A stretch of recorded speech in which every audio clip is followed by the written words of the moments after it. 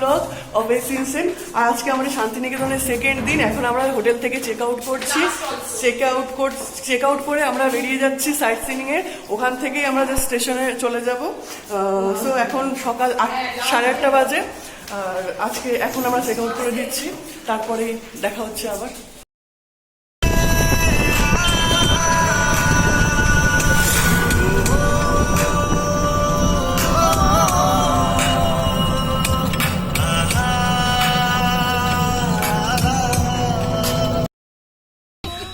এটা হচ্ছে কোপাই নদী। কোপাই নদী না খাল বোঝা যাচ্ছে না, মানে নদী খাল তো দূরে থাক। এটা হচ্ছে কি, এটা জিনিসটা কি, মানে বৃষ্টির জল পড়েছে সেটা বুঝতে পারছি না, বাট এটা হচ্ছে কোপাই নদী। এটা ধরে রাখতে হবে কোপাই নদী। কিছু বল কোপাই নদী সম্পর্কে, বল বল। এই জোজো বল, কোপাই নদী কেমন লাগলো বল। মারাত্মক লেগেছে? স্নান করবি? ঢেউ আছে। ওকে, এদিকেও আছে আমাদের কোপাই নদীর। পলাশবনি গ্রামে এখানে সেই ইষ্টি কুটুমের বাহা সিরিয়ালটা শুটিং হয়েছিল। এখানে ওই মাটির বাড়ির গায়ে অনেক কারুকার্য করা রয়েছে, সেগুলোই আপনাদের সাথে শেয়ার করব।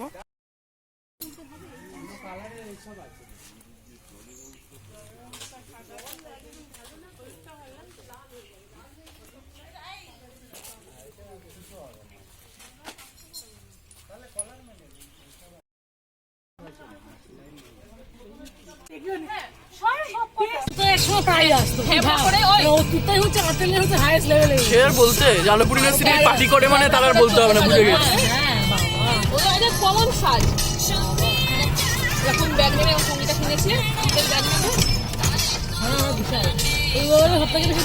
বাংলা ডিপার্টমেন্ট মেয়েগুলো শাড়ি পরে আছে। হ্যাঁ, শাড়ি কেন পরে? আমার একটা বন্ধু, আমরা বাংলা ডিপার্টমেন্টে আমরা শাড়ি পরবো, কি পরবো? আবার কি? হ্যাঁ, একটা বন্ধু দিয়ে বাংলা নিয়ে পড়লে কি শাড়ি পরতে হবে? পৃথিবীতে কোথায় লেখা রয়েছে?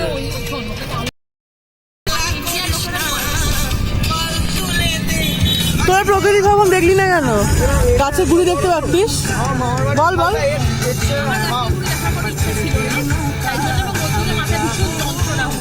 30 টাকা করে টিকিট গাছের গুড়ি? আয় তুই বল।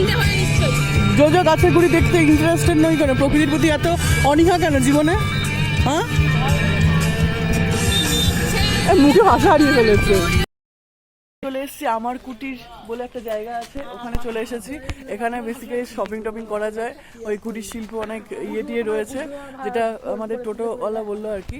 সেখানে এখন আমরা দেখবো। এই সবাই যাচ্ছে। একটা বাগান থাকলে না এত মুড চলে আসছে বাগান দেখলে। আমার বাড়ির সামনে বাগান আছে, কখনো যাই না, বসি না রোদ্দুর।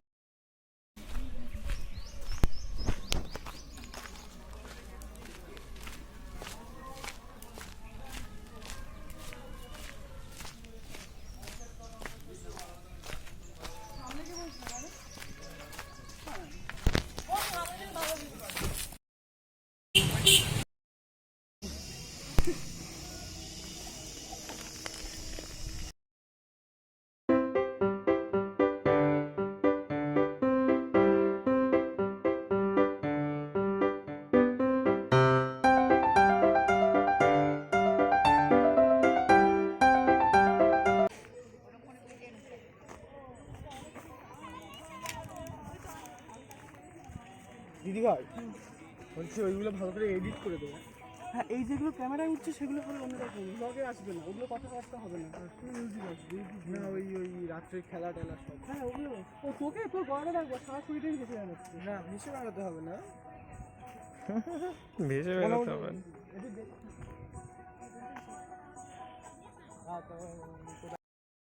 সৃজনশীল মিউজিয়াম থেকে আমরা দেখে ওখান থেকে আমরা এখন এসেছি বিশ্বভারতীতে। এখানে মিউজিয়ামে দেখবো। এখানে এসছি, তাই ওখানে আমাদের 10 টাকা করে ইচ টিকিট ছিল। ভিডিওগ্রাফির জন্য ছিল 500 টাকা, যে 500 টাকা আমরা দিইনি, ওই জন্য ভিডিওগ্রাফি হয়নি। আর স্টিল ফটোগ্রাফির জন্য ক্যামেরা চার্জ ছিল 10 টাকা করে। সো আমার কাছে দুটো টিকিট আছে, একটা হচ্ছে আমার টিকিট আর একটা হচ্ছে আমার ক্যামেরার টিকিট। ওখানে দেখলাম অনেক কিছু, সেরকম কিছু নেই দেখার মতো, তো ওখানে দেখা হলো। এবারে আসছি বিশ্বভারতীতে। এখানে মিউজিয়াম আছে, ticket price I guess 50 rupees per person. টিকিটের লাইনে। ওকে, আমরা এখন এসে গেছি বিশ্বভারতী মিউজিয়ামে। এখানে আমরা এসে গেছি এখন। এটা প্রবাবলি আমাদের লাস্ট সাইট সিইং এর ডেস্টিনেশন। এখান থেকে আমরা দেখি কি দেখি।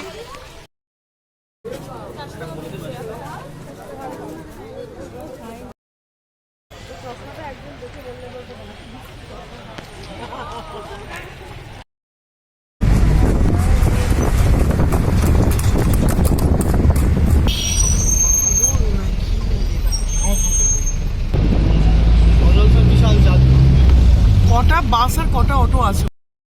বিশ্বভারতী মিউজিয়ামের পর আমি কোনো ব্লগ বানাতে পারিনি, কারণ হচ্ছে আমার ট্রেন ছিল, ট্রেনের টাইম হয়ে গেছিল। ওই কারণে আমরা মানে অ্যাকচুয়ালি 1:10 ট্রেন, 1:06 আমরা বোলপুর স্টেশনে পৌঁছেছি। 4 মিনিটে টিকিট কাটা হয়েছে, আনরিজার্ভ ছিল যেহেতু। আর ওখান থেকে ছুটে গিয়ে ট্রেন ধরেছি, মানে পড়লে মরেই যেতাম, আর ব্লগই হতো না। এখন আমরা ঘোড়ার গাড়ি আর হলুদ ট্যাক্সি দেখে বুঝে গেছেন আমরা হচ্ছে চলে এসেছি হাওড়া, শিয়ালদা, কলকাতা সব জায়গায় বলতে পারে চলে এসেছি। এখন আমরা হাওড়া থেকে শিয়ালদা যাচ্ছি, এখান থেকে আবার যাব ট্রেনে করে। সো আমাদের ব্লগ যদি ভালো লাগে, আমাদের শান্তিনিকেতন ট্রিপ এখানেই শেষ হয়েছে। আর মিউজিয়ামের ভেতরের পুরো ভিডিওটা দেখার জন্য, মানে আমাদের মিউজিয়ামের ভেতরের প্রত্যেকটা জিনিস দেখার জন্য আমাদের 50 টাকা নিয়েছে, তাই তো? হ্যাঁ, 50 টাকা নিয়েছে। আর সেটা আমরা মানে পুরো ডেসক্রাইব করে ব্যাপারটাকে ভিডিও করেছি, সেটা পুরো ভালোভাবে আমি নেক্সট ব্লগে আপলোড করবো। সো সঙ্গে থাকুন, সাবস্ক্রাইব এসেন্সিয়াল ব্লগ। বাই।